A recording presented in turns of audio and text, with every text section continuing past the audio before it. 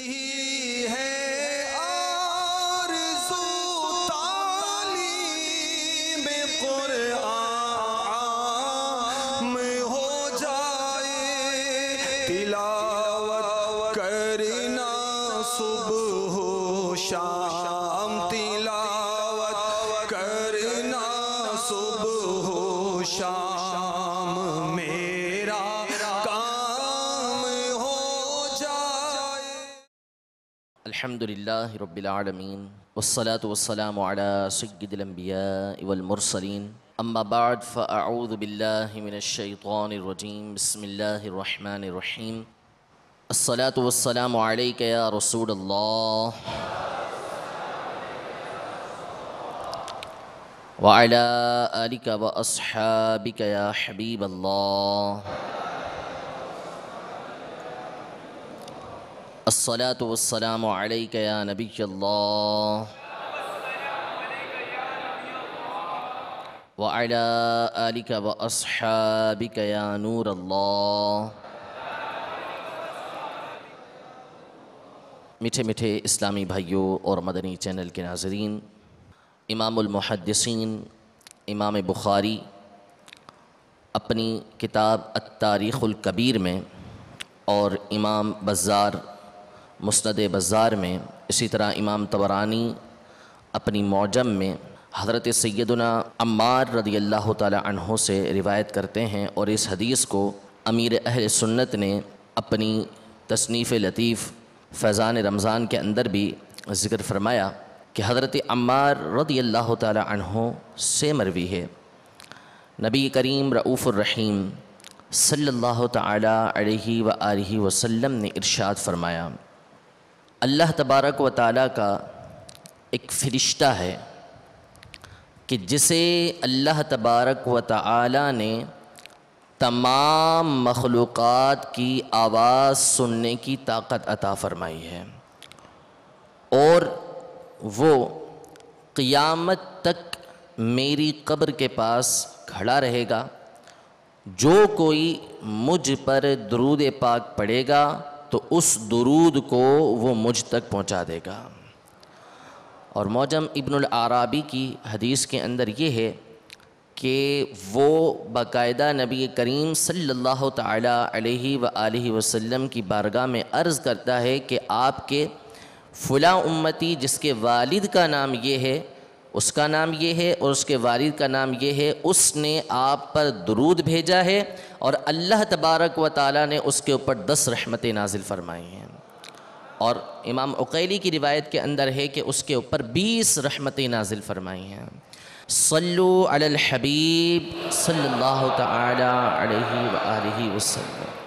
حدیث پاک کے اندر ہے، لذتوں کو ختم کر دینے والی موت کو یاد کرو۔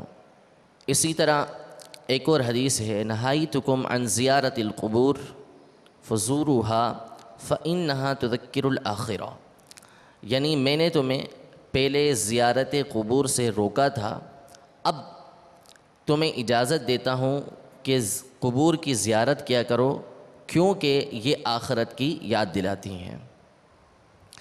تو آج ہم نے قبر کے بارے میں، عالم برزخ کے بارے میں، اور قبر کے عذاب، قبر کے ثواب، قبر کا دبانا، مردے کا سننا، مردے کا دیکھنا، ان تمام باتوں کے بارے میں سننا ہے۔ تو کوشش فرما کر انتہائی توجہ سے، ایک تو ہم نے عقائد سیکھنے ہیں کہ اس سے متعلق ہمارے عقائد کیا ہیں، اس لیے بھی توجہ ہونا انتہائی ضروری ہے، اور ساتھ ہی ساتھ چونکہ یہ وہ معاملہ ہے کہ جو ہر انسان کے ساتھ پیش آنا ہے، اور کیا ہونا ہے کسی کو کچھ اس بارے میں معلوم نہیں ہے، تو اس نیت سے کہ انتہائی توجہ کے ساتھ سنیں گے تاکہ ہمارے عقائد بھی درست ہوں، اور ساتھ ہی ساتھ ہمیں قبر کی یاد بھی آئے، اور قبر و آخرت کی ہم تیاری میں بھی مصروف رہیں۔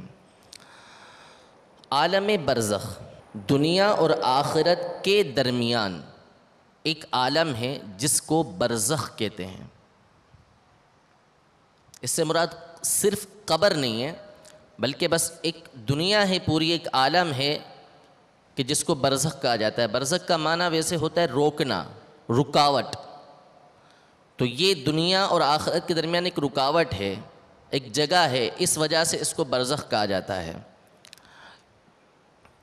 قرآن مجید فرقان حمید میں سورۃ النور کی آیت نمبر 100 میں اللہ تبارک و تعالی ارشاد فرماتا ہے وَمِن وَرَائِهِمْ بَرْزَخٌ إِلَى يَوْمِ يُبْعَثُونَ، اور ان کے آگے ایک آڑ ہے، برزخ ہے، اس دن تک جس دن اٹھائے جائیں گے، یعنی مرنے کے بعد سے لے کر اٹھنے تک کا جو وقت ہے وہ برزخ ہے۔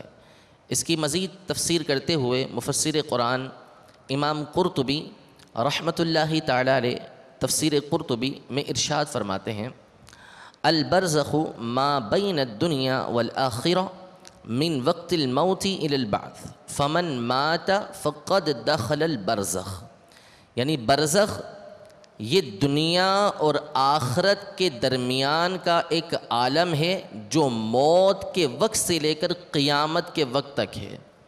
جو بھی مرا وہ برزخ میں داخل ہو گیا، جیسے ہی انتقال ہوا، چاہے دفنایا گیا یا نہ دفنایا گیا، قبر میں تھا یا کسی اور مقام پر تھا، انتقال ہوتے ہی وہ عالم برزخ کے اندر داخل ہو گیا۔ تو برزخ یہ مقام ہوا کہ جو ہمارے مرنے کے بعد شروع ہوتا ہے اور جب تک ہم قبر سے اٹھائے نہیں جائیں گے اس وقت تک کا یہ عالم کہلائے گا۔ مرنے کے بعد اور قیامت سے پہلے تمام انسانوں کو اور تمام جنوں کو ان کے مرتبوں کے اعتبار سے اس میں رہنا ہے۔ مرنے کے بعد اور قیامت سے پہلے تمام انسانوں کو اور تمام جنوں کو اس میں رہنا ہے۔ امام محی الدین ابن عربی رحمۃ اللہ تعالی علیہ فتوحات مکیہ میں ارشاد فرماتے ہیں وَكُلُّ إِنسَانٍ فِي الْبَرْزَخِ مَرْهُونٌ بِكَسْبِهِ مَحْبُوسٌ فِي صُوَرِ أَعْمَالِهِ إِلَىٰ أَن يُبْعَثَ يَوْمَ الْقِيَامَةِ مِن تِلْكَ الصُّوَرِ فِي النَّشْأَةِ الْآخِرَةِ، یعنی یہ جو برزخ ہے اس میں ہر انسان اپنے جو اعمال ہیں، جو کام اس نے کیے ہیں اس کے اندر گھرا رہے گا، اور جیسے کام اس نے کیے ہیں ویسی ہی صورت اس کی برزخ کے اندر بنائی جائے گی۔ اچھے اعمال ہیں، اچھے اعمال کے ساتھ رہے گا، اچھی صورت میں رہے گا، برے اعمال ہیں، بری صورت کے اندر رہے گا، برے اعمال کے اندر جکڑا رہے گا۔ تو جیسے جس کے اعمال اس میں وہ محبوس رہے گا، قید رہے گا، اور جیسے اعمال ہیں ویسے ہی اس کی صورت ہوگی، یہاں تک کہ قیامت میں اٹھایا جائے۔ اگلی بات، ہر شخص کی جتنی زندگی مقرر ہے اس میں نہ زیادتی ہو سکتی ہے نہ کمی۔ ہر شخص کی اللہ تبارک و تعالی کے علم میں جتنی زندگی مقرر ہے اس میں نہ زیادتی ہو سکتی ہے نہ کمی۔ تو جب مقرر زندگی کا وقت پورا ہو جاتا ہے اس وقت حضرت عزرائیل علیہ السلام روح کو قبض کرنے کے لیے آتے ہیں۔ اس کا بیان قرآن مجید فرقان حمید کے اندر کئی آیتوں کے اندر ہے کہ موت جو اللہ تبارک و تعالیٰ کے علم کے اندر مقرر ہو گئی، اور جس وقت حضرت عزرائیل علیہ السلام روح قبض کرنے کے لیے آ گئے، اب نہ وقت آگے ہو سکتا ہے نہ پیچھے ہو سکتا ہے، کوئی لمحہ آگے پیچھے نہیں ہو سکتا، جس وقت جس لمحے موت مقرر ہے اسی لمحے آئے گی۔ سورۃ المنافقون کی آیت نمبر 11 میں ارشاد فرمایا وَلَن يُؤَخِّرَ اللَّهُ نَفْسًا إِذَا جَاءَ أَجَلُهَا، ترجمہ کنز الایمان، اور ہرگز اللہ کسی جان کو مہلت نہ دے گا جب اس کا وعدہ آ جائے. یعنی جب اللہ کا وعدہ آ گیا، اللہ کی طرف سے فرشتہ روح قبض کرنے کے لیے آ گیا، تو اب کسی کو کسی طرح کی مہلت نہیں ملے گی، فوری اس کی روح قبض کر لی جائے گی. برزخ کی بات چل رہی تھی کہ برزخ جو دنیا اور آخرت کے درمیان ایک عالم ہے، اور اس میں ہر شخص کو اپنے مرتبے کے مطابق رہنا ہے. تو اعلیٰ حضرت اور دیگر علماء کرام کی جو تحقیقات ہیں اور جو حدیث پاک ہے اس کی روشنی میں جو عالم ہیں، یعنی انسان کے جو رہنے کے مقامات ہیں وہ 4 ہیں. صلو علی الحبیب صلی اللہ تعالی علیہ وآلہ وسلم. سب سے پہلا جو ہے وہ ہے رحم مادر. یعنی انسان کی جب خلقت ہوتی ہے تو سب سے پہلے جہاں پر وہ رہتا ہے وہ ہوتا ہے ماں کے پیٹ کے اندر، اس نے رہنا ہوتا ہے. دوسری جو جگہ ہے انسان کے رہنے کی وہ ہے دنیا. یہاں پہ علماء یہ ارشاد فرماتے ہیں جس طرح یہ دنیا جس میں ہم رہ رہے ہیں، پوری دنیا کتنی بڑی ہے، اس کے درمیان اور انسان کے پیٹ کے درمیان کتنا فرق ہے. انسان کا پیٹ چھوٹا سا ہوتا ہے اور یہ دنیا کتنی بڑی ہے. انسان جب پیدا ہوتا ہے تو اس کو کسی چیز کا علم نہیں ہوتا. وہ جیسے پیدا ہوتا ہے تو بس اس کو ماں سوائے دودھ کی پہچان کے کچھ بھی پہچان نہیں ہوتی. ماں کا دودھ اس نے کس طرح پینا ہے اس کا علم اس کو اللہ تبارک و تعالیٰ کی طرف سے الہام ہو جاتا ہے. باقی اس کے علاوہ اس کو کسی شے کا علم نہیں ہوتا. لیکن جب وہ دنیا میں آتا ہے، بڑھتا ہے، بڑا ہوتا چلا جاتا ہے تو اس کے علم میں کتنا اضافہ ہو جاتا ہے. اگر وہ مینٹلی طور پہ اگر وہ خراب نہیں ہے، پاگل نہیں ہے، وہ ہر انسان کا علم اس کے بچپن سے بڑھ کر بہت زیادہ ہوتا ہے. بہت زیادہ اس کے علم کے اندر، اس کی طاقت کے اندر، اس کی قوت کے اندر اضافہ ہوتا ہے. تو علماء ارشاد فرماتے ہیں کہ جس طرح ماں کے پیٹ اور دنیا ان کے درمیان فرق ہے، جتنا فرق ہے اتنا ہی فرق برزخ یعنی تیسرا جہاں پہ انسان نے رہنا ہے مرنے کے بعد، اس کے اور دنیا کے درمیان ہے. یعنی یہ عالم دنیا سے بہت بڑا ہے، بہت بڑا ہے. اس کو صرف سمجھانے کے لیے اتنا بتایا کہ جس طرح ماں کے پیٹ اور دنیا کے درمیان جو ہے وہ فاصلہ ہے، یعنی فرق ہے کہ دنیا جو ہے وہ ماں کے پیٹ سے بہت بڑی ہوتی ہے، تو اسی طرح جو برزخ ہے یہ دنیا کے مقابلے میں بہت بڑا ہے. حدیث پاک ہے جسے حضرت سیدنا انس بن مالک رضی اللہ تعالی عنہ نے روایت کیا، نوادر الاصول کی حدیث ہے کہ نبی کریم صلی اللہ تعالی علیہ وآلہ وسلم نے ارشاد فرمایا کہ ما شبہت خروج المؤمن من الدنیا الا مثل خروج الصبی من بطن امہ. یعنی انسان کی جو روح دنیا سے جاتی ہے برزخ کی طرف تو یہ ایسا ہی ہوتا ہے جیسے انسان ماں کے پیٹ سے دنیا میں آتا ہے. اس کی مثال ایسی ہی ہے. یعنی جس طرح ماں کے پیٹ سے دنیا میں انسان آیا تو اس کے علم کے اندر اضافہ ہوتا ہے، وہ ایک بہت بڑی دنیا کے اندر آ چکا ہوتا ہے. تو اسی طرح جب وہ دنیا سے عالم برزخ کی طرف جاتا ہے، دنیا سے جب اس کی روح قبض کر لی جاتی ہے، اس کے جسم سے اس کی روح نکال لی جاتی ہے، تو جس طرح ماں کے پیٹ سے دنیا میں آ کے اس کے علم کے اندر، اس کی قدرت کے اندر، اس کی قوت کے اندر اضافہ ہوا تھا، اسی طرح برزخ کے اندر جا کے ویسا ہی اضافہ اس کے علم کے اندر ہو جاتا ہے، اس کی قوت کے اندر، اس کی قدرت کے اندر، اس کی طاقت کے اندر آ جاتا ہے. اس کے بعد چوتھا جو مقام ہے وہ آخرت کا ہے. یعنی جب ہم اٹھائے جائیں گے، جب قیامت کا دن ہوگا، مرنے کے بعد جب اٹھایا جائے گا تو اس کو آخرت کہتے ہیں، اور یہ آخری مقام ہے. اس کے بعد کوئی دوسرا مقام نہیں ہے. اس کے بعد یا تو جنت میں رہنا ہے، یا جس کے اعمال برے ہوئے تو نعوذ باللہ اس نے جہنم کے اندر رہنا ہے. تو جس طرح عالم برزخ یہ عالم دنیا سے بہت بڑا ہے، اسی طرح جو آخرت کا عالم ہے، آخرت کی دنیا ہے، وہ برزخ کے مقابلے میں اتنی ہی بڑی ہے.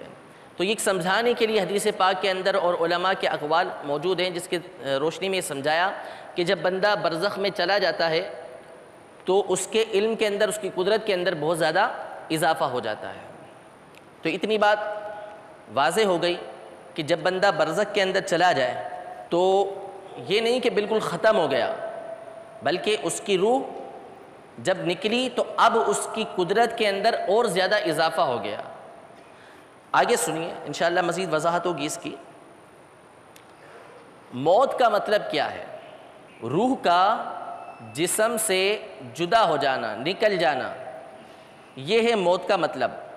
اور انتہائی اہم اور ضروری بات یہ ہے کہ یہ عقیدہ ہونا ضروری ہے کہ روح کبھی مرتی نہیں ہے، روح کبھی مرتی نہیں ہے۔ جو روح کو فنا مانے، یعنی یہ جانے کہ روح مر گئی، روح ختم ہو گئی، تو ایسا شخص بد مذہب اور گمراہ ہے۔ روح کبھی نہیں مرتی۔ حضرت امام سحنون بن سعید رضی اللہ تعالی عنہ جو بہت بڑے مالکی بزرگ گزرے ہیں، اعلیٰ حضرت نے اس کو فتاوی رضویہ میں نقل فرمایا کہ ایک شخص کہتا ہے کہ جب بدن مر جاتا ہے انسان کا تو روح بھی مر جاتی ہے، روح بھی ختم ہو جاتی ہے۔ تو آپ نے فرمایا معاذ اللہ ھذا من قول اہل البدع، کہ یہ تو جو بدعتی لوگ ہوتے ہیں ان کا قول ہے، اہل سنت کا صحیح العقیدہ لوگوں کا یہ قول نہیں ہے، کیونکہ روح کبھی مرتی نہیں ہے، روح ہمیشہ باقی رہتی ہے۔ اسی طرح ایک اور حوالہ نوٹ فرمائیں، شرح الصدور کے اندر سلطان العلماء امام عز الدین بن عبد السلام رحمۃ اللہ تعالی علیہ فرماتے ہیں کہ لا تموت ارواح الحیاء بل ترفع الى السماء حیۃ، کہ انسان کی یا جنات کی روحیں کبھی نہیں مرتی بلکہ ان کو زندہ آسمان کی طرف اٹھا لیا جاتا ہے۔ تو ہمارا کیا عقیدہ ہے کہ موت کا مطلب صرف اتنا ہے کہ انسان کے یا جنات کے جسم سے روح نکل کے اس سے جدا ہو جائے، یہ نہیں کہ روح مر گئی، روح ہمیشہ باقی رہے گی۔ اس سے اگلا عقیدہ کہ روح کے نکل جانے کے بعد بھی روح کا انسان کے جو جسم ہوتا ہے، جس کے اندر وہ دنیا کے اندر موجود تھی، جس جسم سے وہ نکلی ہے، مرنے کے بعد بھی روح کا تعلق بدن کے ساتھ رہتا ہے۔ مرنے کے بعد بھی روح کا تعلق بدن کے ساتھ باقی رہتا ہے، اگرچہ وہ روح اس سے جدا ہو چکی ہے۔ لیکن جس طرح سورج ہوتا ہے، ہمارے سروں پر سورج ہے، ہم سے جدا ہے، ہمارے جسم کے اندر نہیں ہے، لیکن اس کا اثر ہمارے پر رہتا ہے۔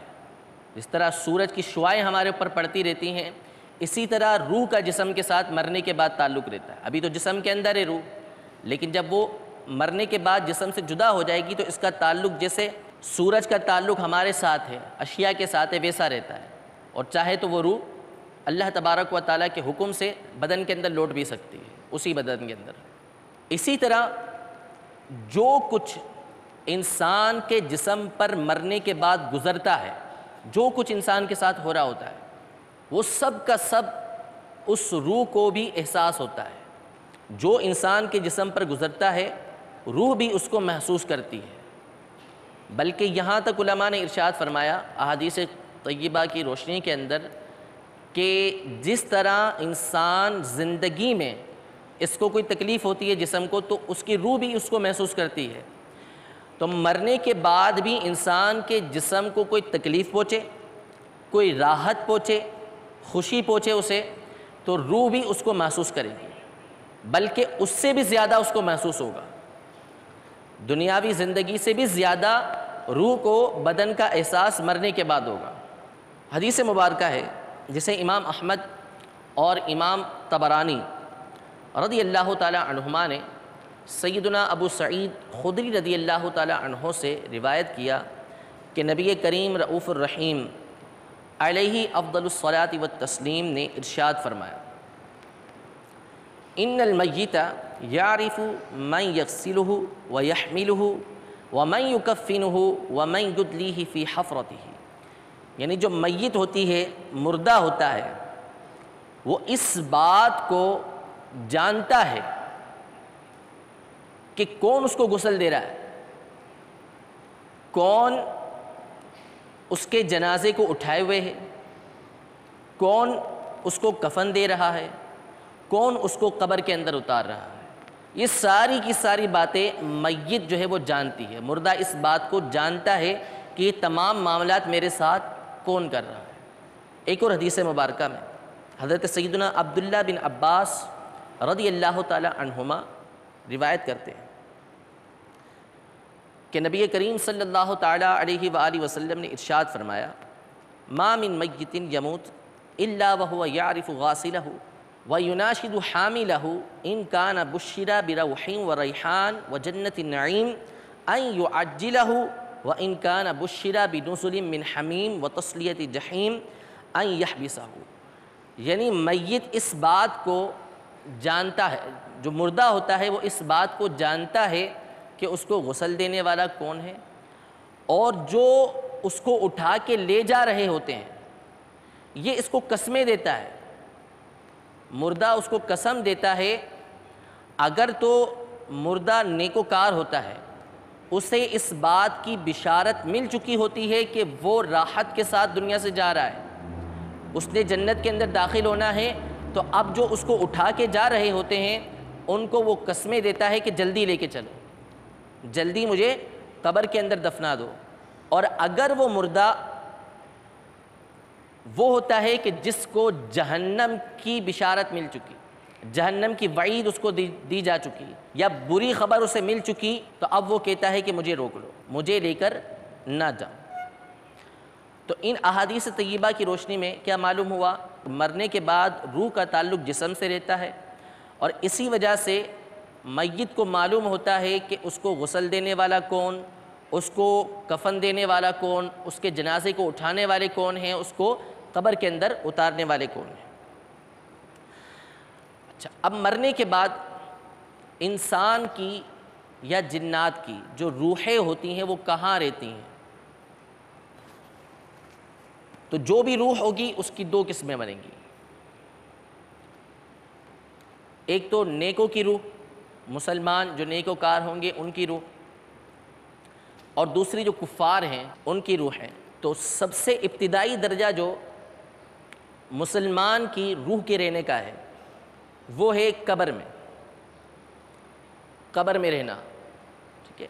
حدیث پاک کے اندر ہے، نبی کریم صلی اللہ تعالیٰ علیہ وسلم نے ارشاد فرمایا، ان الرجل لیعرض علیہ مقعدہ من الجنۃ والنار غدوۃ وعشیہ، یعنی جو آدمی ہے قبر میں اس کے سامنے اس کے جنت کے اندر یا دوزخ کے اندر جو اس کا مقام ہے وہ صبح و شام اس کو بتایا جاتا ہے کہ تو نے یہاں پہ رہنا۔ اگر فاسق و فاجر ہے، برا بندہ ہے، تو اس کے لیے وعید ہوتی ہے کہ ہو سکتا ہے تمہارا ٹھکانہ جہنم کے اندر ہو، اور اگر مسلمان ہے، باعمل ہے، نیکوکار ہے، اچھے اعمال کے ساتھ ایمان کے ساتھ دنیا سے رخصت ہوا ہے، تو اس سے بتایا جاتا ہے کہ تم نے جنت میں اس مقام میں رہنا ہے۔ یہ پہلا درجہ ہوا۔ پھر اس کے بعد دوسرا درجہ ہوتا ہے زمزم کا جو کنواں ہے۔ مرنے کے بعد انسان کی روح کا ایک مقام زمزم کے کنویں پر رہنا ہے۔ اس کے بارے میں حضرت سیدنا علی رضی اللہ تعالی عنہ سے مروی ہے کہ مومنین کی جو ارواح ہوتی ہیں وہ زمزم کے کنویں پر رہتی ہیں، تو جس کا مقام بڑا ہوگا وہ زمزم کے کنویں پر رہے گا۔ تیسرا درجہ زمین و آسمان کے درمیان سیر و تفریح کرتی ہیں جو مومنین کی روح ہوتی ہیں۔ چوتھا درجہ پہلے آسمان سے لے کر 7ویں آسمان تک رہتی ہیں۔ حدیث مبارکہ ہے، حضرت سیدنا ابو ہریرہ رضی اللہ تعالی عنہ راوی ہیں کہ نبی کریم صلی اللہ تعالی علیہ وآلہ وسلم نے ارشاد فرمایا، ان ارواح المؤمنین فی السماء السابعۃ ینظرون الی منازلہم فی الجنہ، یعنی جو مومنین کی روحیں ہیں وہ 7ویں آسمان پر رہتی ہیں، اور جو جنت کے اندر ان کے مقامات ہیں وہ اس کو دیکھتی ہیں۔ اللہ تبارک و تعالی ہم سب کو بھی یہ مقام و مرتبہ عطا فرمائے۔ پھر اس کے بعد جو اعلیٰ ترین مرتبہ ہے وہ ہے اعلیٰ علیین کا۔ اعلیٰ علیین، اعلیٰ حضرت فتاوی رضویہ میں 9ویں جلد کے اندر اعلیٰ کا رسالہ ہے حیات الموات فی اسماء الاموات، یعنی مردے سنتے ہیں، اس کے اوپر اعلیٰ حضرت نے دلائل کے ڈھیر لگا کر ایک رسالہ ترتیب دیا ہے۔ اس میں اعلیٰ حضرت رحمۃ اللہ تعالی علیہ نے اپنے استاد الاستاد یعنی سیدنا شاہ عبدالعزیز محدث دہلوی رحمۃ اللہ تعالیٰ علیہ کے حوالے سے یہ لکھا ہے کہ علیین کا جو مقام ہے سدرۃ المنتہا اور عرش کے نیچے کی جگہ ہے. تو جو نیچے والا حصہ ہے وہ اس کا نچلا حصہ ہے، اور جو اوپری حصہ ہے اس کا یہ عرش کے سیدھے ہاتھ سے ملا ہوا ہے. اوپری حصے کو کہا جاتا ہے اعلیٰ علیین. عرش کے نیچے، عرش کا جو دائیں طرف کا حصہ ہے وہاں سے علیین کا اوپری حصہ ملا ہوا ہے، اس کو کہا جاتا ہے اعلیٰ علیین. تو عرش کی سیدھی جانب والا جو حصہ ہے وہ اعلیٰ علیین کہلاتا ہے. یہ ہو گئے مومنین کے رہنے کی جگہ. کافروں کے رہنے کی جگہ، روح کسی کی بھی نہیں مرتی، ٹھیک ہے، چاہے مسلمان ہو چاہے کافر ہو، روح کسی کی بھی نہیں مرتی. روح ہمیشہ زندہ رہنے کے لیے بنائی گئی ہے.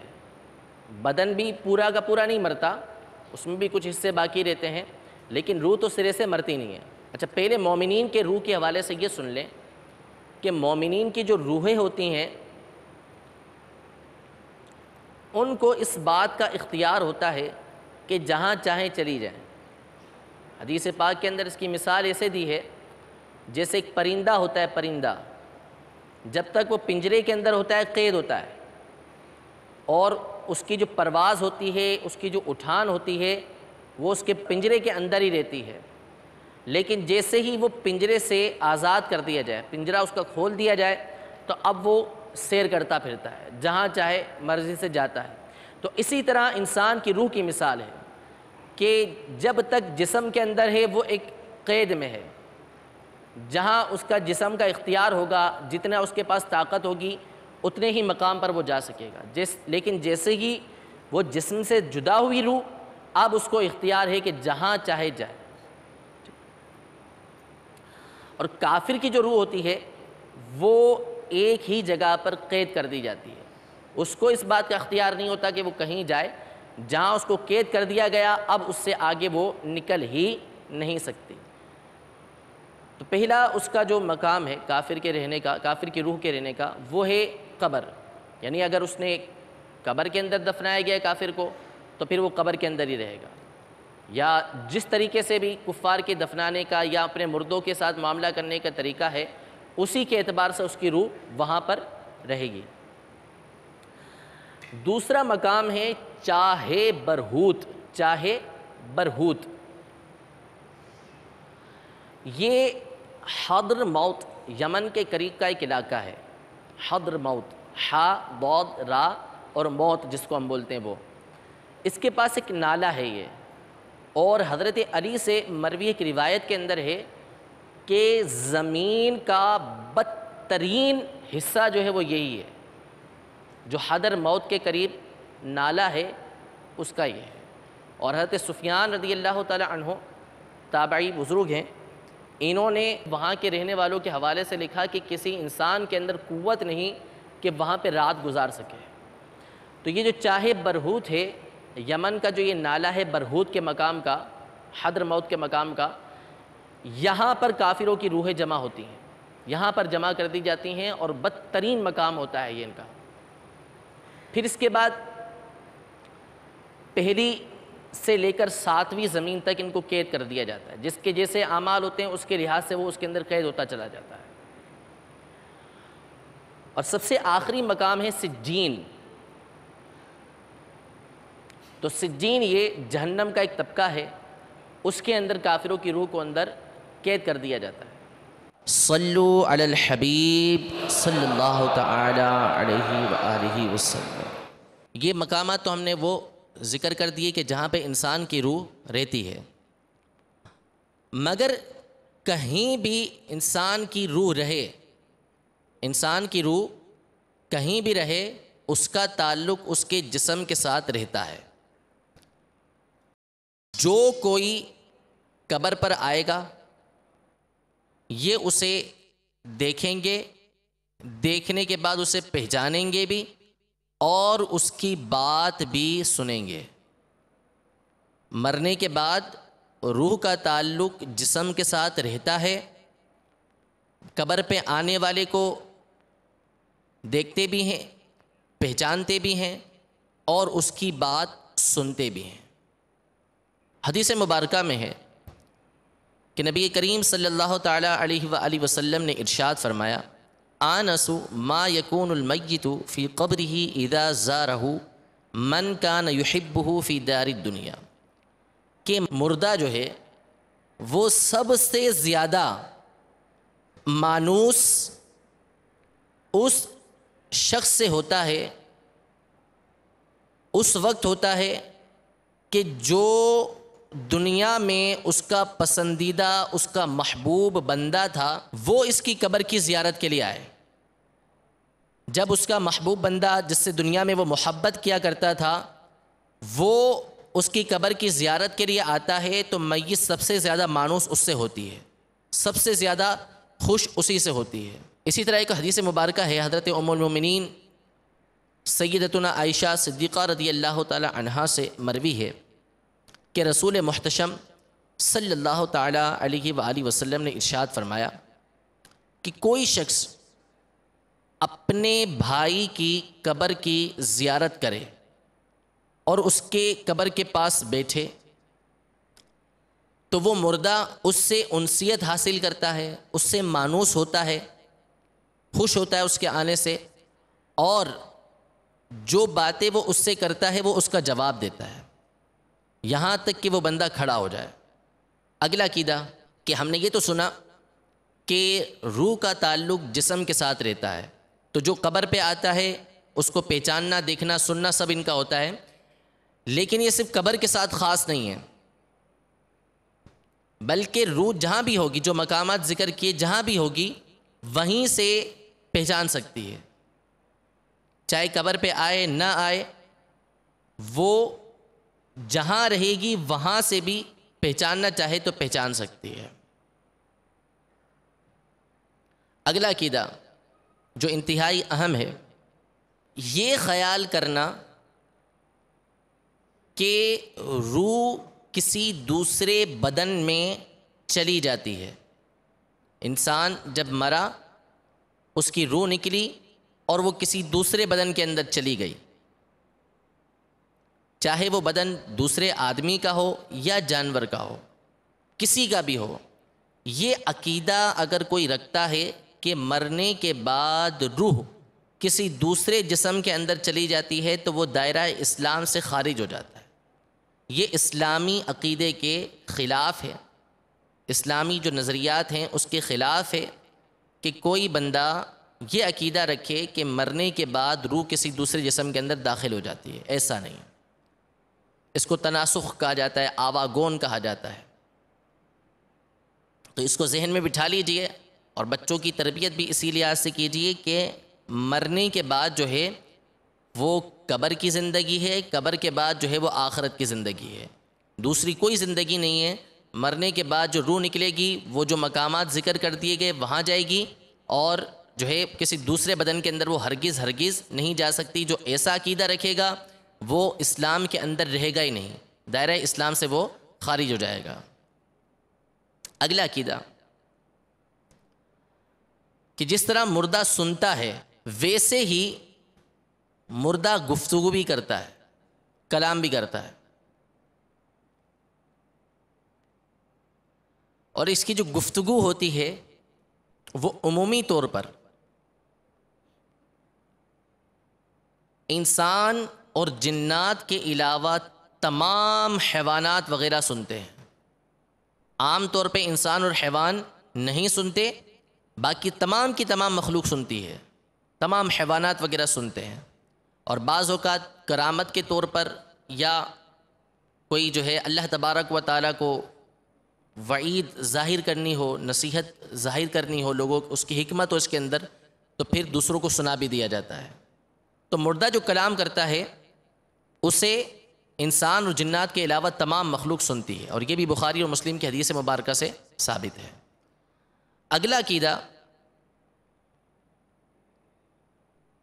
جب دفن کرنے والے چلے جاتے ہیں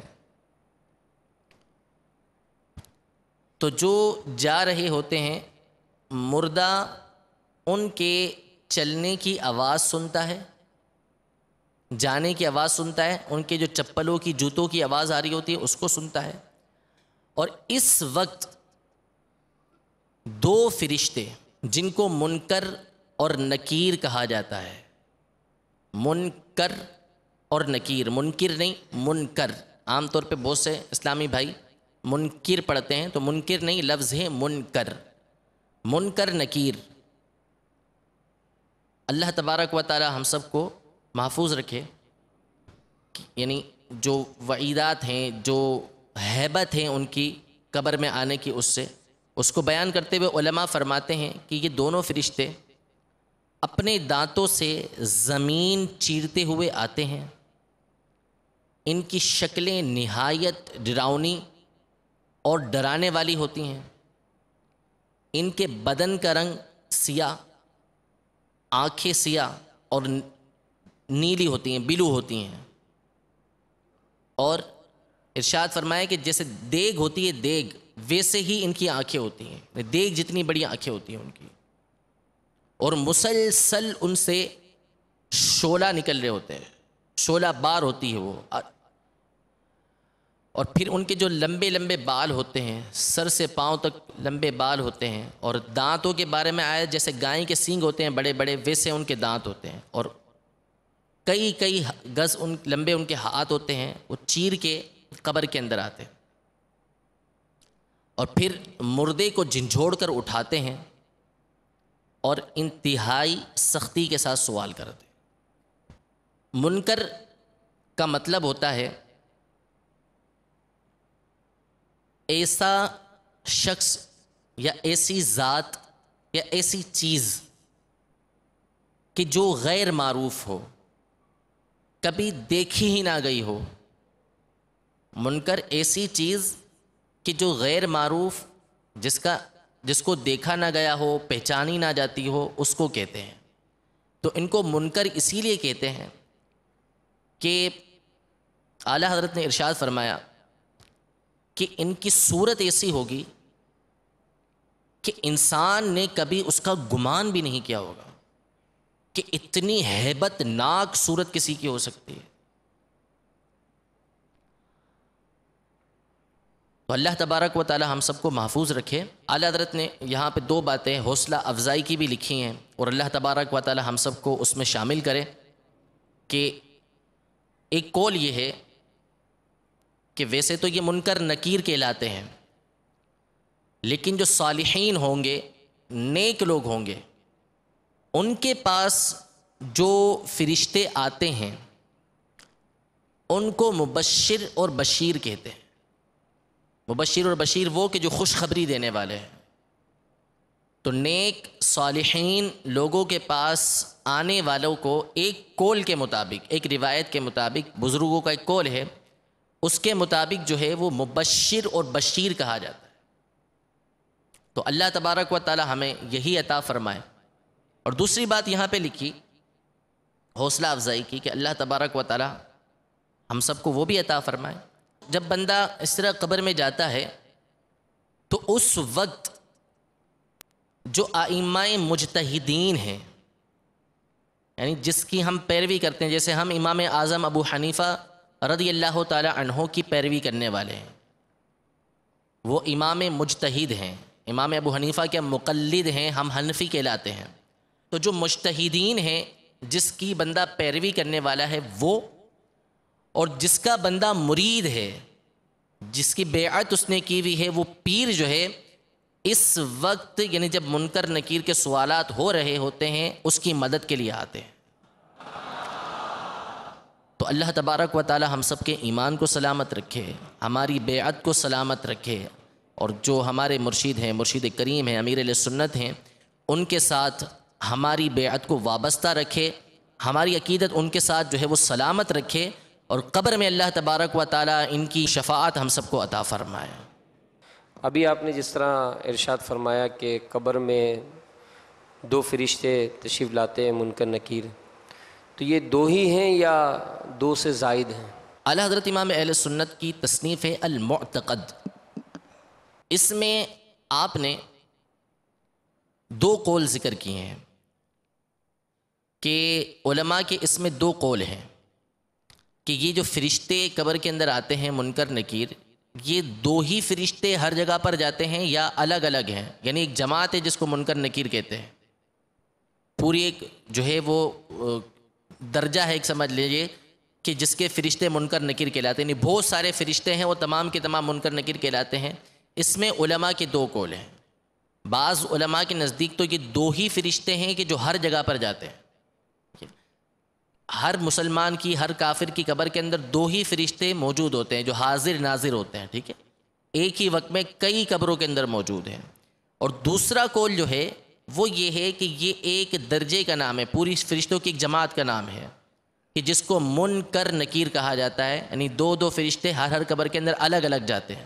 اعلیٰ حضرت فرماتے ہیں والکل سائغ فی القدرہ، کہ اگر دو ہی فرشتے ہوں تو اللہ کی قدرت کے اندر یہ موجود ہے کہ وہ ہر جگہ پر موجود ہو سکتے ہیں، اور چاہے وہ ساری جماعت کا نام ہو کہ جس کو منکر نکیر کہا جاتا ہو۔ اگلا عقیدہ، امام اعظم ابو حنیفہ رضی اللہ تعالی عنہ اپنی تصنیف فقہ اکبر میں فرماتے ہیں کہ سوال منکر نکیر فی القبر حق، کہ اس بات کا عقیدہ رکھنا ضروری ہے کہ قبر میں منکر نکیر کے سوالات ہوتے ہیں، یہ بات ثابت ہے۔ اور ساتھ ہی ساتھ یہ اعتقاد رکھنا بھی ضروری ہے کہ منکر نکیر کے جو سوالات ہیں یہ انسان کی روح سے بھی ہوتے ہیں اور بدن سے بھی ہوتے ہیں، روح اور بدن دونوں سے ہوتے ہیں، یہ نہیں کہ صرف بدن سے ہو رہے ہیں یا صرف روح سے ہو رہے ہیں۔ اگلا عقیدہ، عذاب قبر حق ہے، عذاب قبر حق ہے، یعنی اس کا عقیدہ رکھنا ضروری ہے کہ قبر کے اندر عذاب ہوتا ہے۔ عذاب قبر سے مراد وہ عذاب ہے جو مرنے کے بعد ہوتا ہے۔ عذاب قبر سے مراد وہ عذاب ہے جو مرنے کے بعد ہوتا ہے اور قیامت سے پہلے تک ہوتا ہے۔ مرنے کے بعد قیامت سے پہلے جو عذاب ہے وہ عذاب قبر کہلاتا ہے، چاہے انسان کو قبر کے اندر دفنایا گیا ہو یا نہ دفنایا گیا ہو، قبر کے اندر دفنایا گیا ہو یا نہ دفنایا گیا ہو، عذاب ہوتا ہے، اس کو عذاب قبر کہتے ہیں۔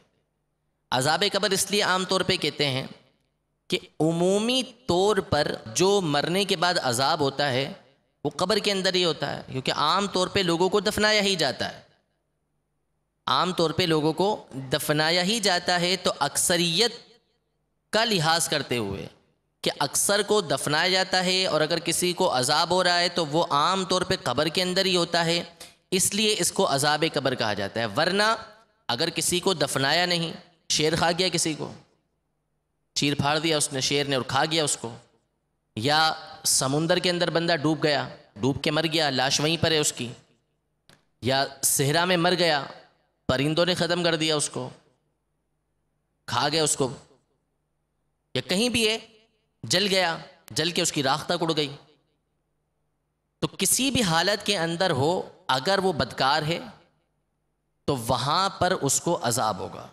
عذاب قبر کا بیان سورۃ المؤمن پارہ 24 آیت نمبر 46 میں اللہ تبارک و تعالی جو فرعونی لوگ ہیں، فرعون ہیں اور اس کے ساتھی ہیں، ان کے بارے میں ارشاد فرماتا ہے النار یعرضون علیہا غدوا وعشیا ویوم تقوم الساعہ ادخلوا آل فرعون اشد العذاب۔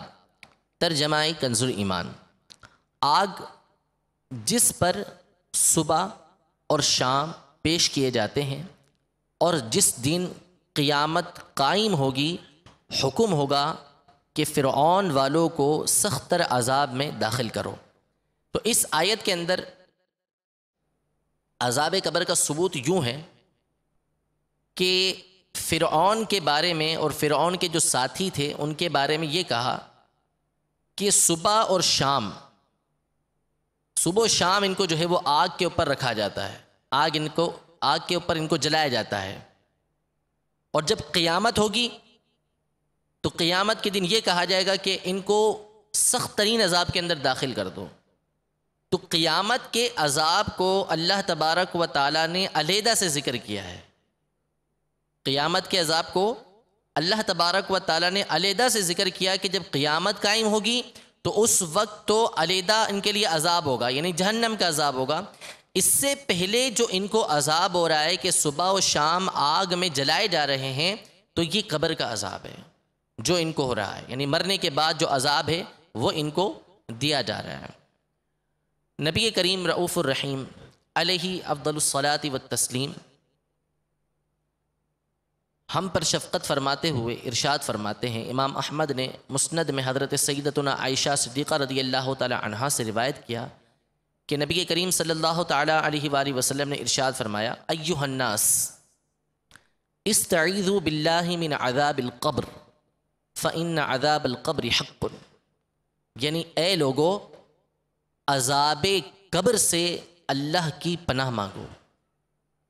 اے لوگو عذاب قبر سے اللہ کی پناہ مانگو، کیونکہ عذاب قبر یہ حق ہے۔ جس طرح یہ بات حق ہے، یہ عقیدہ رکھنا ضروری ہے کہ قبر میں عذاب ہوگا، اسی طرح یہ عقیدہ رکھنا بھی ضروری ہے کہ قبر کے اندر انعامات بھی ہوں گے۔ قبر میں انعامات بھی ہوں گے، جس کو تنعیم قبر کہا جاتا ہے۔ تا نون عین یا میم، تنعیم، تنعیم قبر یعنی قبر کے اندر انعامات کرنا۔ تو جس طرح عذاب قبر حق ہے، اسی طرح تنعیم قبر یعنی قبر کے اندر انعامات دینا بھی حق ہے، یعنی جو نیکوکار لوگ ہیں ان کو بھی قبر کے اندر انعامات دیے جائیں گے۔ اور اس سے مراد بھی یہی ہے کہ مرنے کے بعد سے لے کر قیامت سے پہلے تک اگر بندہ قبر کے اندر نہیں ہے، کوئی نیکوکار بندہ ہے، سمندر کے اندر ڈوب کے اس کا انتقال ہو گیا ہے، تو اب اس کو وہاں پر بھی انعامات ملیں گے اللہ تبارک و تعالیٰ کے کرم سے۔ اگلا عقیدہ کہ عذاب قبر ہو یا ثواب قبر ہو، یعنی قبر کا عذاب ہو یا قبر کا انعام ہو، دونوں کے دونوں روح پر بھی ہوتے ہیں اور بدن پر بھی ہوتے ہیں۔ انسان و جنات کی روح پر بھی ہوتے ہیں اور جسم پر بھی ہوتے ہیں۔ تو عذاب کا تعلق اور ثواب کا تعلق، دونوں کا تعلق کس سے ہے؟ روح اور جسم دونوں سے۔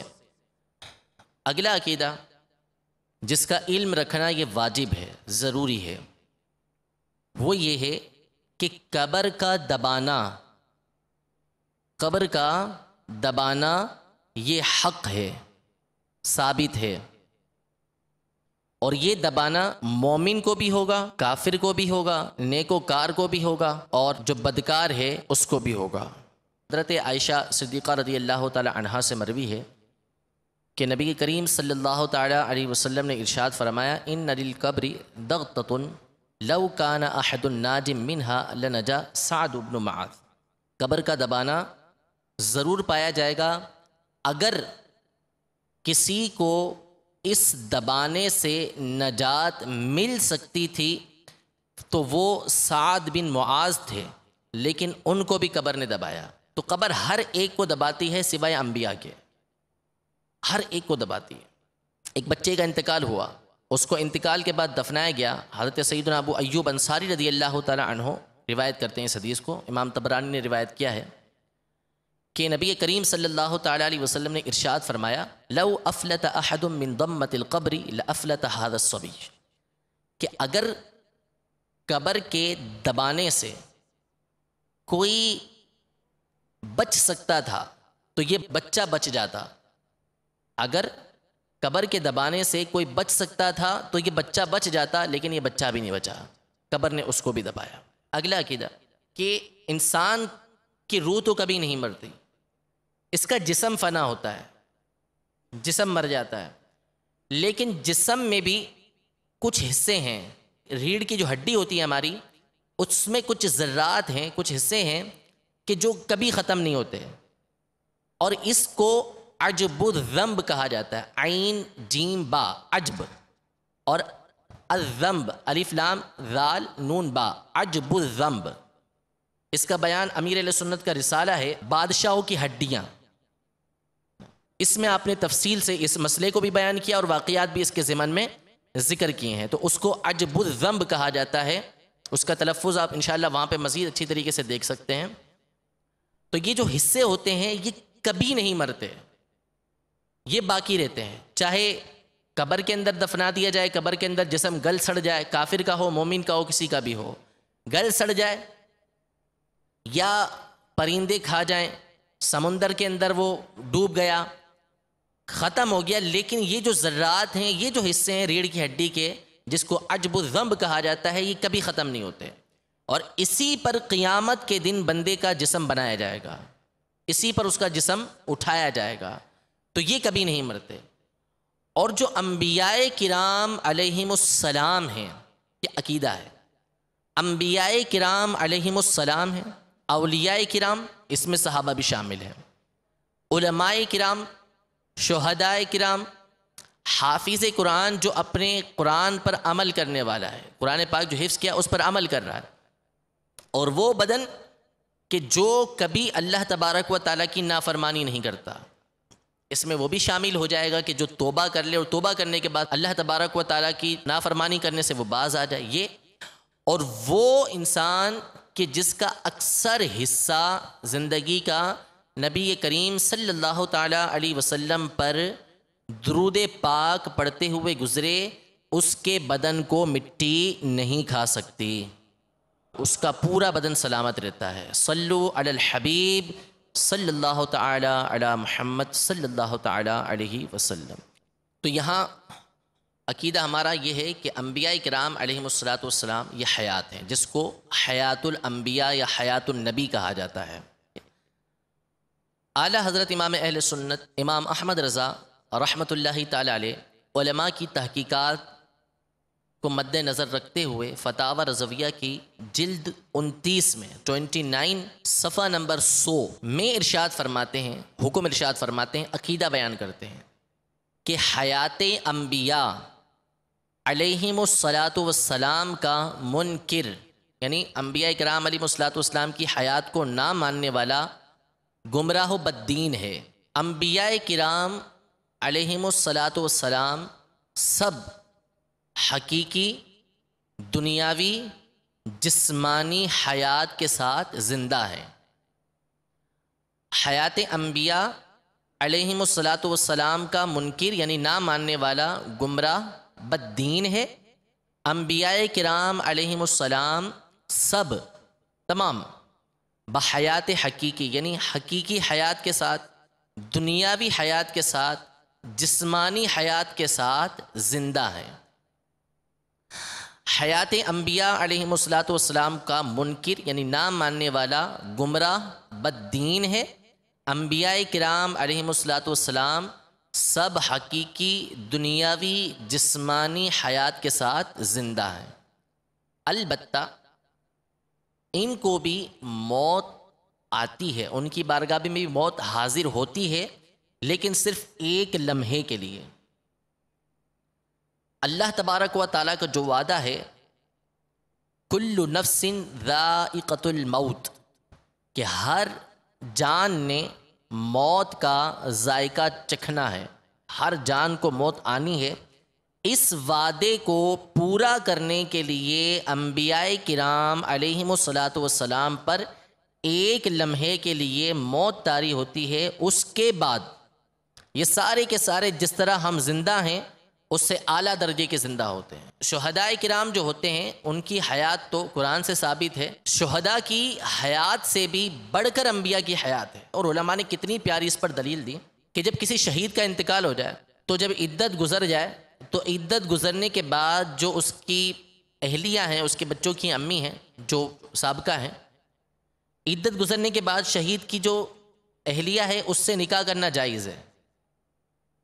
شہید کا جو مال ہوتا ہے وہ وراثت میں تقسیم ہوتا ہے، لیکن انبیاء کرام علیہم السلام جب اس دنیا سے ظاہری طور پر پردہ فرما جائیں، ایک لمحے کے لیے موت طاری ہوئی، اس کے بعد بھی ان کی جو ازواج مطہرات ہیں ان سے نکاح حرام ہے، نکاح ہو ہی نہیں سکتا امہات المومنین سے، ازواج مطہرات سے، اور انبیاء کرام کی وراثت بھی تقسیم نہیں ہوتی، تو وراثت کس کی تقسیم ہو؟ جو اس دنیا سے گیا، جو دنیا میں موجود ہے اس کی وراثت تھوڑی تقسیم ہوتی ہے، اس کو وراثت کہہ دیتے ہیں لیکن وہ وراثت نہیں ہوتی، وراثت وہی ہوتی ہے کہ جو دنیا سے جانے کے بعد تقسیم ہوتی ہے۔ تو انبیاء کرام علیہ الصلوۃ والسلام کی جو زندگی ہے، ان کی جو حیات ہے، وہ شہداء کرام سے بھی بڑھ کر ہے۔ مسند ابو یعلا میں حضرت سیدنا انس بن مالک رضی اللہ تعالی عنہ سے مروی ہے کہ نبی کریم صلی اللہ تعالی علیہ وآلہ وسلم نے ارشاد فرمایا، الانبیاء احیاء فی قبورہم یصلون۔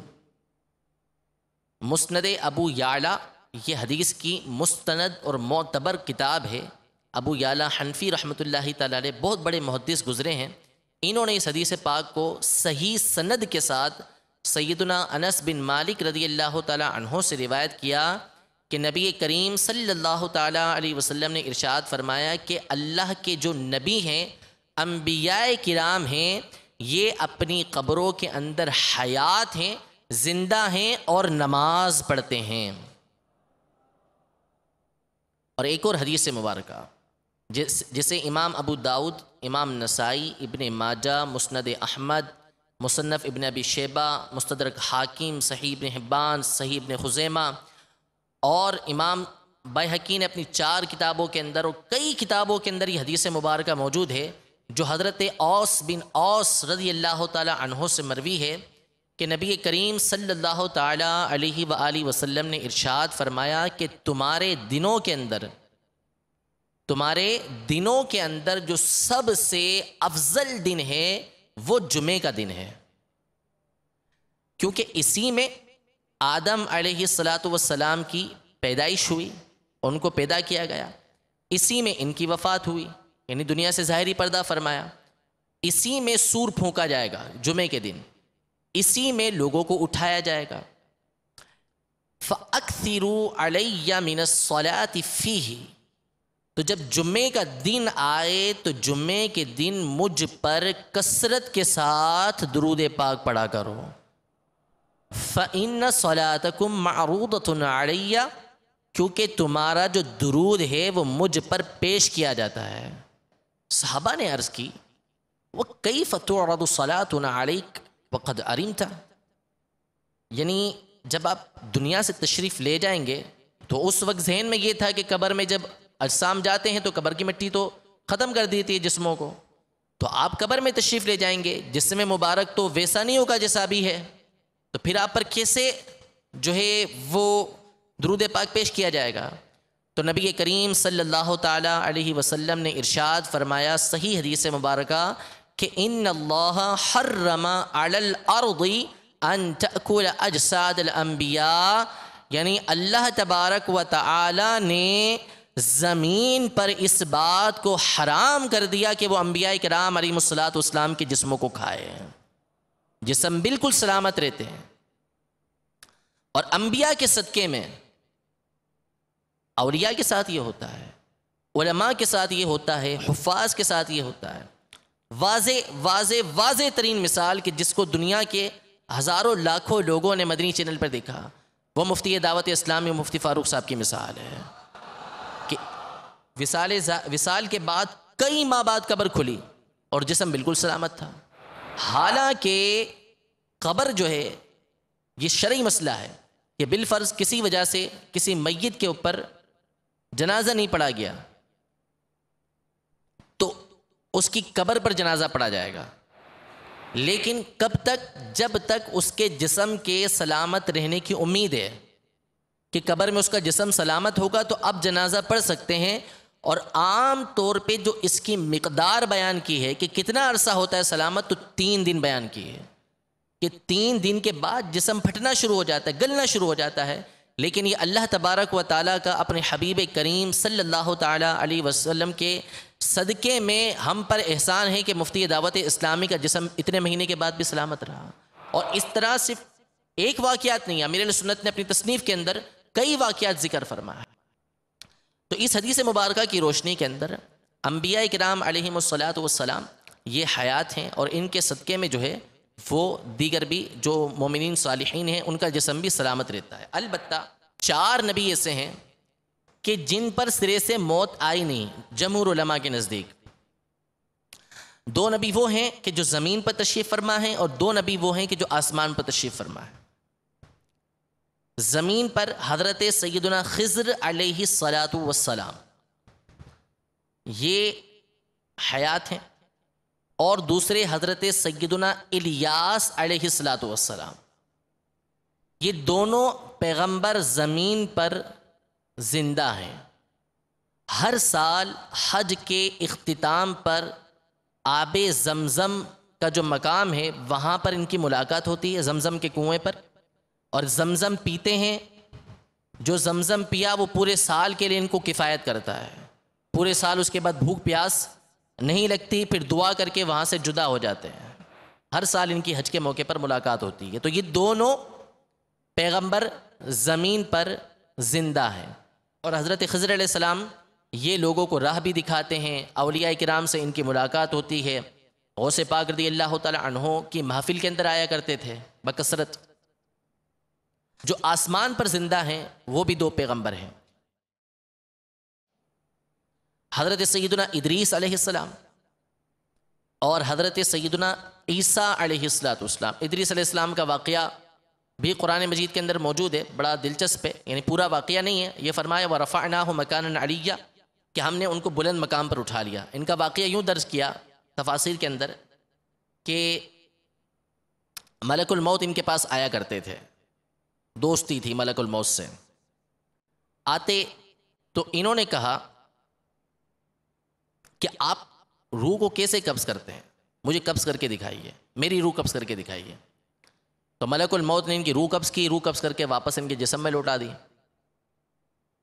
تو انہوں نے کہا ٹھیک۔ پھر انہوں نے عرض کی کہ مجھے جنت کی سیر کروائی۔ تو جب جنت کی سیر کروائی، جنت کے اندر داخل کر دیا، اب ان سے کہا گیا کہ باہر تشریف لائیے۔ تو آپ نے ارشاد فرمایا کہ اللہ تبارک و تعالیٰ کا یہ فرمان نہیں ہے کل نفس ذائقۃ الموت، ہر جان نے موت کا مزہ چکھنا ہے، تو وہ میں نے چکھ لیا، میری روح تو لوٹا دی گئی، اب میں زندہ ہوں بالکل۔ یعنی جس طرح عام طور پہ لوگ زندہ ہوتے ہیں ویسے ہی میں زندہ ہوں، صرف ایک آزمائش کے طور پہ، دکھانے کے طور پہ جو ہے مجھے میری روح قبض کی گئی تھی۔ اور یہ ارشاد اللہ تبارک و تعالیٰ کی کہ جو جنت کے اندر داخل ہو جائے وما ہم منہا بمخرجین، جو جنت کے اندر داخل ہو گیا اب وہ جنت سے نکالا نہیں جائے گا۔ تو میں تو جنت میں داخل ہو گیا، اب مجھے کیسے نکالیں گے؟ آپ نے منع کر دیا جنت سے باہر آنے سے۔ تو یہ قول ہے مفسرین کا۔ تو حضرت ادریس علیہ السلام یہ جنت کے اندر زندہ ہے، اور معراج میں نبی کریم صلی اللہ علیہ وسلم کی ملاقات بھی ہوئی۔ اور حضرت عیسیٰ علیہ السلام بھی ہمارے نزدیک حیات ہیں، جس کا ذکر قرآن پاک کی سورۃ النساء 6 پارے کے اندر اس کا ذکر ہے کہ وما قتلوہ وما صلبوہ، عیسیٰ علیہ السلام کو قتل نہیں کیا گیا بلکہ بل رفعہ اللہ الیہ، اللہ تبارک و تعالیٰ نے ان کو اپنے پاس اٹھا لیا۔ تو 4تھے آسمان پر یہ زندہ ہیں۔ جب قیامت قریب ہوگی، قیامت قریب ہوگی تو آپ علیہ السلام شام میں جو دمشق کا مقام ہے، دمشق شہر ہے، اس کی مسجد ہے جامع مسجد اموی، اس کا ایک مینارہ ہے، مینارہ بیضاء وہ کہلاتا ہے۔ اس پر آپ اتریں گے، اترنے کے بعد آپ دجال کو قتل کریں گے، دجال کو قتل کرنے کے بعد پھر یاجوج ماجوج کا خروج ہوگا، اللہ تبارک و تعالیٰ ان کو ختم کرے گا۔ اس کے بعد عیسیٰ علیہ السلام اس دنیا میں 7 سال تشریف فرما رہیں گے، اس دنیا میں آپ کی شادی بھی ہوگی، اور پھر نبی کریم صلی اللہ تعالیٰ علیہ وآلہ وسلم کی بارگاہ میں حاضر ہوں گے۔ وہاں پہ نبی کریم صلی اللہ تعالیٰ علیہ وسلم کو سلام کریں گے، اور نبی کریم صلی اللہ علیہ وسلم ان کو سلام کا جواب بھی دیں گے۔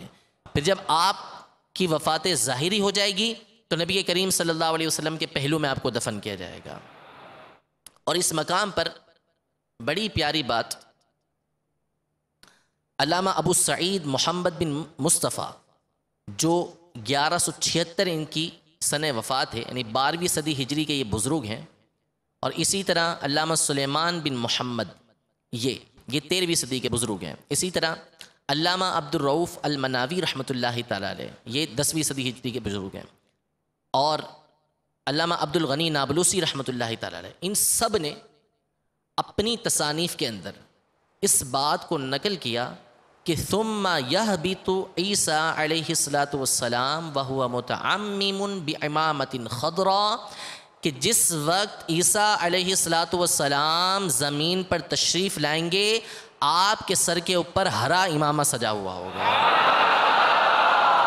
تو عیسیٰ علیہ السلام اس وقت سبز امامہ سجا کر اس دنیا کے اندر تشریف لے کر آئیں گے، اور یہ سارے کے سارے وہ بزرگ ہیں کہ جو انتہائی معتمد، مستند، اور جن کے اوپر اعلیٰ حضرت جیسے عالم با عمل نے اعتماد فرمایا وہ بزرگ ہیں، ان سب نے اس بات کو نقل فرمایا ہے۔ جیسے آپ نے ارشاد فرمایا کہ سیدنا عیسیٰ علیہ نبینا علیہ الصلوۃ والسلام دنیا میں تشریف لائیں گے تو سبز امامہ شریف سجا ہوگا، تو کیا نبی کریم صلی اللہ تعالیٰ علیہ وآلہ وسلم اور صحابہ کرام علیہم رضوان نے بھی سبز امامہ شریف سر مبارک پر سجایا؟ بالکل، شیخ محقق شیخ عبدالحق محدث دہلوی، ان کے بارے میں بہت واقعات ہیں، اور اعلیٰ حضرت ان کے بارے میں فرماتے ہیں کہ اعلم علماء الہند، یعنی ہندوستان کے اندر اس وقت جبکہ بر صغیر پاکستان ہندوستان ایک تھا، اس میں سب سے بڑے جو عالم ہیں وہ یہی ہیں، شیخ محقق شیخ عبدالحق محدث دہلوی رحمۃ اللہ تعالیٰ علیہ۔ اور ان کے جو مطالعہ تھا، یعنی جس قدر ان کا مطالعہ تھا، جتنا انہوں نے پڑھا تھا، اس کا ہر ایک کو اعتراف ہے کہ بہت زیادہ مطالعہ فرمایا کرتے تھے، بہت کتابوں پر آپ کی نظر تھی۔ یہ اپنی کتاب ضیاء القلوب کے اندر ارشاد فرماتے ہیں کہ نبی کریم صلی اللہ تعالیٰ علیہ وسلم سے بھی سبز امامہ شریف پہننا ثابت ہے۔ کی تصنیف ہے ضیاء القلوب فی لباس المحبوب، اور مصنف ابن ابی شیبہ، یہ امام بخاری اور امام مسلم رحمۃ اللہ تعالی علیہما ان دونوں کے استاد ہیں، دونوں کے استاد ہیں۔ انہوں نے اپنی تصنیف مصنف ابن ابی شیبہ کے اندر حضرت سلیمان بن ابی عبداللہ ان سے روایت کیا، یہ کہتے ہیں کہ میں نے مہاجرین اولین، یعنی وہ مہاجرین جو اولین طور پر ایمان لے کر آئے، ان کو دیکھا کہ انہوں نے سروں پر امامے سجائے ہوئے ہیں، انہوں نے سروں پر امامے سجائے ہوئے ہیں، پھر انہوں نے مختلف رنگ بتائے کہ یہ رنگ، اور اس میں سے ایک رنگ یہ بتایا کہ انہوں نے ہرا امامہ بھی سجایا ہوا تھا۔ کیونکہ صحابہ کرام علیہم رضوان سے بھی ثابت ہے کہ وہ ہرا امامہ پہنا کرتے تھے۔ اللہ تبارک و تعالی ہم سب کو اس سنت مبارکہ پر بھی عمل کرنے کی توفیق عطا فرمائے، اور اپنے سروں پر سبز امامہ بھی سجانے کی سعادت عطا فرمائے، اور جو عقائد، جو نظریات، باتیں جو ہم نے یہاں پر سنی، اللہ تبارک و تعالی اسے یاد رکھنے کی توفیق عطا فرمائے، جو اس میں غلطی ہوئی اس سے ہم سب کو معاف بھی فرمائے اور محفوظ بھی فرمائے اللہ تبارک و تعالی۔ انشاءاللہ تبارک و تعالی اب جو کبیرہ گناہ ہیں، 2 کبیرہ گناہ جن کی معرفت ضروری ہے، اس کے بارے میں سنیں گے۔ پہلا کبیرہ گناہ ہے اپنے والد کے علاوہ کسی دوسرے کی طرف اپنے کو منسوب کرنا۔ بیٹا کسی کا ہے، اولاد کسی کی ہے، منسوب اپنے آپ کو کسی اور کی طرف کر دیتا ہے کہ میں فلاں کا بیٹا ہوں، فلاں سے میرا تعلق ہے۔ حدیث پاک کا خلاصہ اور مفہوم یہ ہے کہ جو اپنے والد کے علاوہ کسی اور کی طرف اپنے آپ کو منسوب کرے تو اس پر جنت حرام ہے۔ قرآن پاک میں سورۃ الاحزاب میں اللہ تبارک و تعالی نے ارشاد فرمایا ادعوہم لآبائہم، لوگوں کو ان کے آبا کے نام کے ساتھ ہی پکارو۔ تو ہمارے یہاں پر جو عام طور پہ گود لیتے ہیں، ایڈوپٹ کرتے ہیں، تو اس میں عمومی طور پر جو ہے جس نے گود لیا ہے وہ بچے کے ساتھ اپنا نام لگا دیتا ہے، بچہ کسی اور کا اور نام اپنا لگا دیتا ہے، تو یہ حرام ہے، توبہ کرنا اس سے ضروری ہے۔ تو اس کے والد کے نام سے ہی اس کو پکارا جائے گا۔ اب چاہے آپ اس کا بے فارم بنوائیں، چاہے آپ اس کا شناختی کارڈ بنوائیں، اس کا پاسپورٹ بنوائیں، نکاح نامہ بنے، جو کچھ بنے گا لازم ہے کہ اس کے والد ہی کا نام لکھا جائے گا۔ اب وہ بتاتے نہیں ہیں ابتدا سے بچے کو، پھر بعد میں جو ہے سب چیزوں میں اپنا نام لکھ دیا، اب اس کے بعد جو ہے وہ مسئلے کھڑے ہو جاتے ہیں. تو لازمی ہوگا کہ اسے ایک تو ختم کروایا جائے گا. اور یاد رکھیں کہ جب گود لیں تو گود لینے کی کچھ شرائط ہوتی ہیں جس میں پردے کا بھی بیان ہوتا ہے. اس کے لیے آپ امیر اہل سنت کی تصنیف پردے کے بارے میں سوال جواب کا مطالعہ فرمائیں. اور ساتھ ہی ساتھ یہ شرط بھی ضروری ہے کہ باپ کی طرف اس کو منسوب کرنے والی. تو ہمارے یہاں عمومی طور پہ جو یہ کام کر لیا جاتا ہے اس سے بچنا یہ لازم ہے. تو ابتدا میں ہی بچہ یا بچی جو بھی گود لیا ہے اس کا ذہن بنا دینا چاہیے، اسے آہستہ آہستہ بتاتے رہنا چاہیے کہ وہ حقیقتاً کس کی اولاد ہے. کیونکہ بعد میں جب پتہ چلتا ہے تو اسے شوق لگتا ہے، وہ اور زیادہ پریشان ہوتا ہے، اسے اور زیادہ غم ہوتا ہے. تو اگر ابتداءً ہی آہستہ آہستہ اسے بتاتے رہیں گے تو اس کے ذہن کے اندر بھی یہ بات رہے گی اور شریعت مطہرہ کے مطابق بھی عمل ہوتا رہے گا. تو یاد رکھیے کہ اپنے باپ کے علاوہ کسی اور کی طرف منسوب کرنا بھی ناجائز و حرام ہے. اپنا نسب جو بدل لیتے ہیں وہ بھی اسی وعید کے اندر شامل ہیں. جو وعید ہے کہ اپنے باپ کے علاوہ کسی اور کی طرف منسوب کیا تو اس پر جنت حرام ہے. تو اس سے بچنا یہ لازم ہے. اگلا گناہ جماعت کو ترک کرنا. جماعت چھوڑنا بھی کبیرہ گناہ ہے. جان بوجھ کے جو جماعت چھوڑ دے گا اور اس کا عادی ہوگا چھوڑنے کا تو وہ فاسق ہے. ہمارے پیارے آقا مدینے والے مصطفیٰ صلی اللہ تعالیٰ علیہ وسلم ہم پر کتنے شفیق ہیں کہ پیدا ہوتے ہی اللہ تبارک و تعالیٰ کی بارگاہ میں عرض کی کہ رب ہب لی امتی، اے رب میری امت کا معاملہ میرے حوالے کر دے. معراج پہ گئے تو وہاں بھی اللہ تبارک و تعالیٰ سے ہمارے لیے ہی دعائیں کی.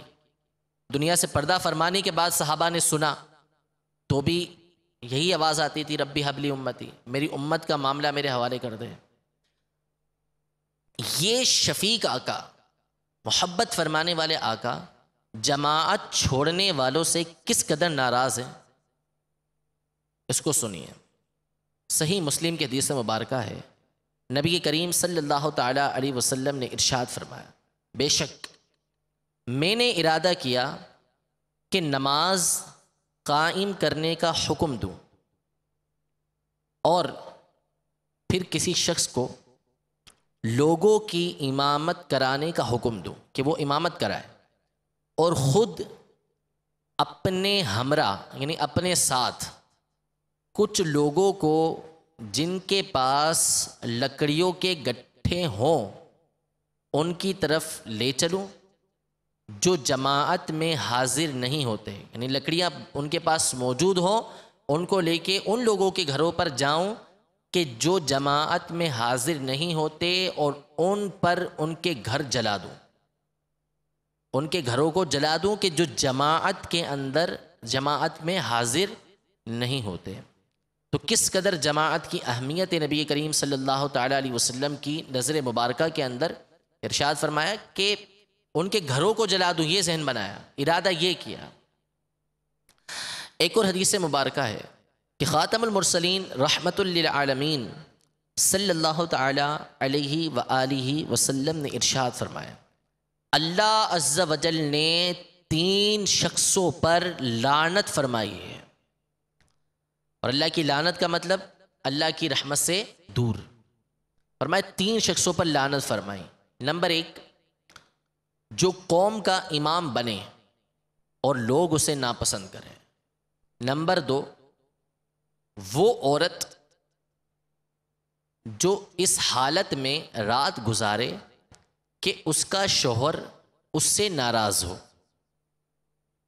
نمبر 3، وہ شخص جو حی علی الصلاۃ حی علی الفلاح سنے، یعنی اذان و اقامت سنے مگر اس کا جواب نہ دے، یعنی نماز پڑھنے کے لیے نہ آئے، یعنی بغیر کسی عذر کے جو جماعت چھوڑے. حدیث مبارکہ کی روشنی میں ایسا شخص اللہ تبارک و تعالیٰ کی رحمت سے دور ہے. ایک اور حدیث مبارکہ ہے کہ مومن کی بدبختی اور رسوائی کے لیے، مومن کی بدبختی اور رسوائی کے لیے اتنا ہی کافی ہے کہ وہ مؤذن کو نماز کے لیے اقامت کہتے ہوئے سنے پھر بھی اسے جواب نہ دے، یعنی نماز کے لیے حاضر نہ ہو، یعنی جو جماعت میں حاضر نہ ہو تو وہ اس کی بدبختی اور اس کی رسوائی کے لیے کافی ہے۔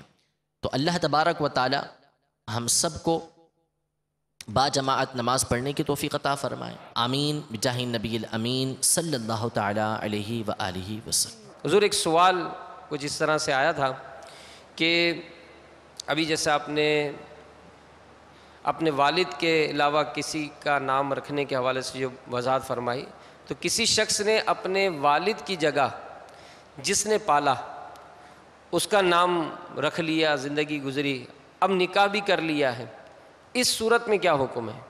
اصل میں نکاح میں معرفت ضروری ہے۔ اگر تو معرفت ہو جاتی ہے کہ کس سے نکاح ہو رہا ہے تو نکاح تو ہو جائے گا، پتہ چل جائے کہ کس آدمی کے ساتھ اس کا نکاح ہو رہا ہے، عورت جانتی ہے اس کو، تو اس صورت میں نکاح تو ہو جائے گا۔ لیکن بہرحال یہ گناہ ہے کہ والد کے غیر کی طرف اس کو منسوب کر دیا ہے، تو وہ اسے ختم کروانا ہوگا، اسے تبدیل کروانا یہ ضروری ہوگا۔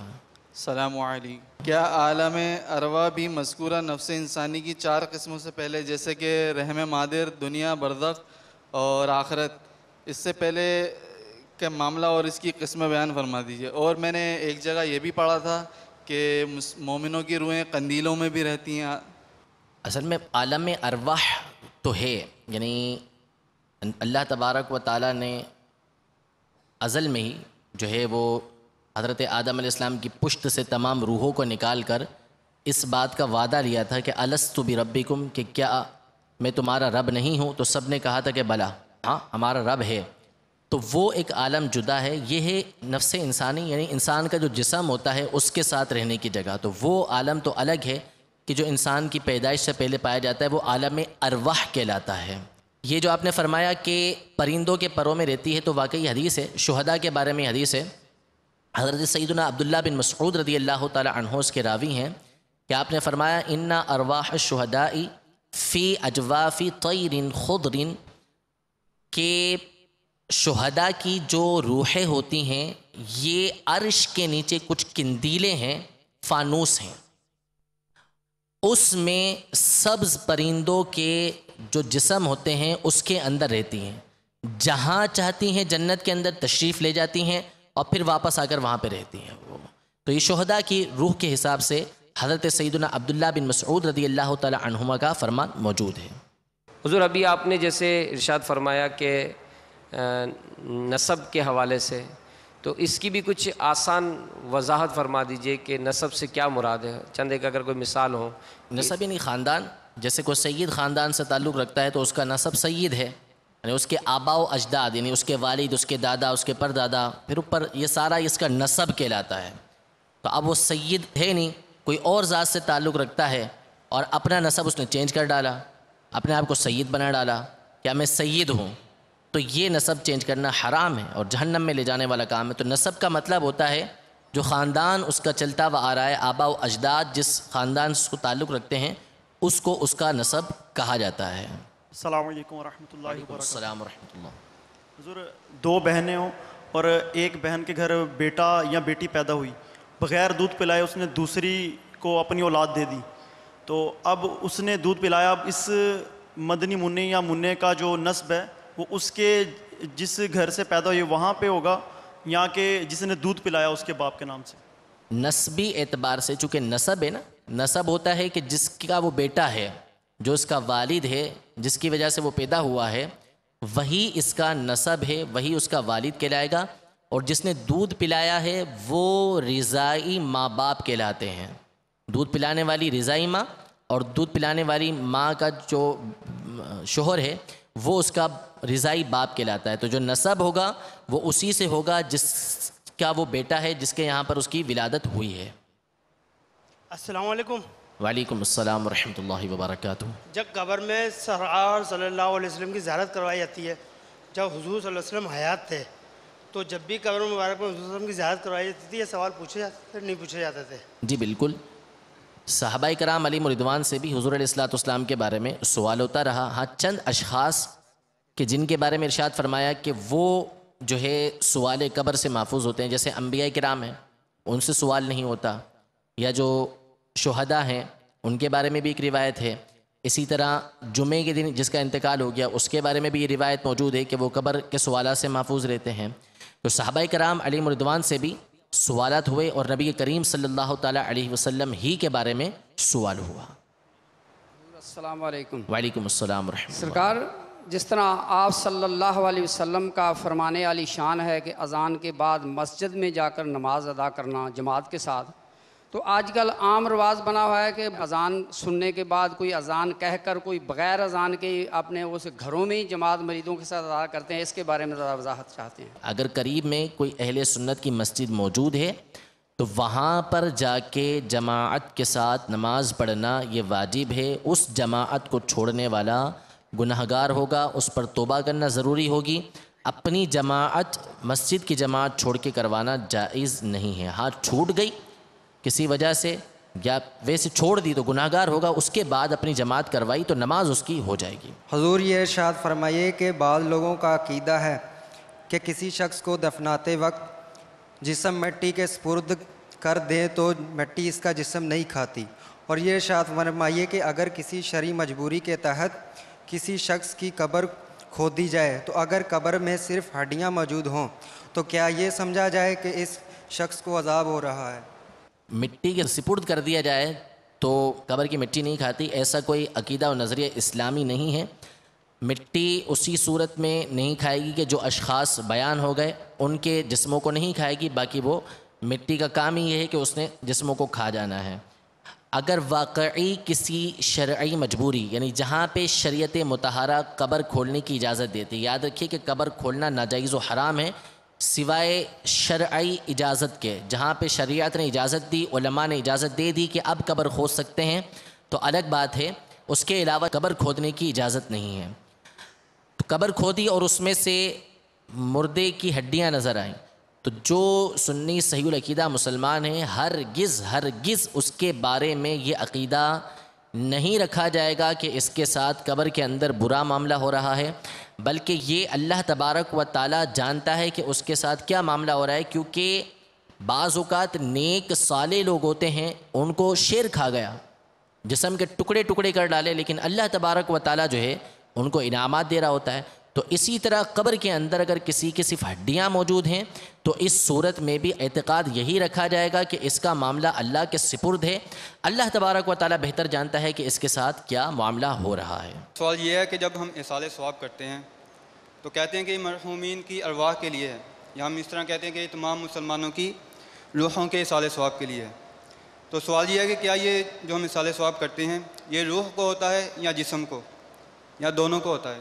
دونوں کو ہوتا ہے، کیونکہ جو اصال ثواب ہے وہ نعمت پہنچانے کے لیے ہے اور نعمت جو ہے وہ روح اور جسم دونوں کو ملتا ہے. السلام علیکم ورحمۃ اللہ وبرکاتہ. وعلیکم السلام ورحمۃ اللہ. حضور یہ ارشاد فرمائیے کہ جب قبر میں دفنا دیا جاتا ہے تو پہلے کچھ دن جو ہوتا ہے کئی جگہوں پہ یہ ترکیب ہے کہ وہاں جا کر آگ جلا کر دھواں لگانے کی ترکیب بنائی جاتی ہے. تو اس کے بارے میں ارشاد فرمائیے کہ قبر کے نزدیک جو ہے نا آگ جلانا اور دھواں بنانا، اس کے بارے میں کچھ درست نہیں ہے. قبر کے اوپر آگ جلانا تو ویسے ہی ناجائز ہے اور قریب بھی نہیں جلانا چاہیے کہ بد فعال ہے، درست نہیں ہے. اس طریقے سے جلانا، قبر کے پاس آگ نہیں جلانی چاہیے سوائے اس صورت کے قبرستان ایسا ہے کہ جس میں روشنی کا انتظام نہیں، اور روشنی کرنے کے لیے اسے قرآن شریف پڑھنے کے لیے مردے کو دفنانے کے لیے اب وہاں لائٹنگ بھی نہیں ہو سکتی یا چارج لائٹ بھی نہیں ہے، تو اب چراغ وغیرہ جلاتے ہیں تو قبر سے ہٹ کے وہ جلا سکتے ہیں، اس کے علاوہ آگ جلانے کی اجازت نہیں ہے. صلو علی الحبیب صلی اللہ تعالی علیہ وآلہ وسلم. یہی ہے آرزو تعلیم قرآن